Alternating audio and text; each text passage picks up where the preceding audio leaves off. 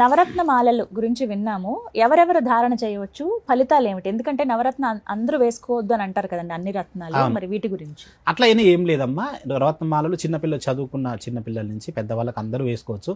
అంటే మనం ఏ వ్యక్తి కూడా పర్ఫెక్ట్ కాదని మాకు తెలుస్తుంది. అంటే ఒక గ్రహము నీచులో ఉండొచ్చు, ఒక గ్రహం ఉచ్చలో ఉండొచ్చు, ఒక గ్రహం అస్తంగతలో ఉండొచ్చు.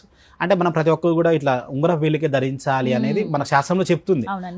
కానీ ఇప్పుడు మనం మాలాధారణ చేయడం వల్ల ఏంటంటే మనకున్న ఇప్పుడు గ్రహ ఫలితాలు ఒకరోజు మంచిగా జరుగుతుంది, ఒకరోజు చెడుగా జరుగుతుంది. అంటే మనకు అన్ని రోజులు మంచి రోజులు కావాలని కూడా ఒక గ్రహం మనకి ఏదైనా ఇబ్బంది పడుతున్నా కొంతమంది చూడండి అమ్మా, చంద్రగ్రహం అస్తంగతం అయింది అనుకోండి, వాళ్ళు ఎప్పుడూ ఏదో ఒకటి ఆలోచిస్తూ ఉంటారు. అదే కుజుడు నీచస్థితిలో వాడారు అనుకోండి, భయపడుతూ ఉంటారు. అంటే ఇది ఒక్క గ్రహమే కాదు, గురుడు కొంచెం వాళ్ళకి మంచి స్థానంలో లేదనుకోండి, అష్టమ స్థానంలో ఉండనుకోండి, వాళ్ళకి ఎంత డబ్బు సంపాదించినా ఆగవు. అంటే ప్రత్యేకంగా గురుగ్రహమే పెట్టుకోవాలని ఏం లేదు. ఎవరైనా సరే బిజినెస్ నుంచి పెద్దవాళ్ళ వరకు అందరూ కూడా ఒరిజినల్ నవరత్నమాల వేసుకుంటే అన్ని శుభాలు జరుగుతాయి.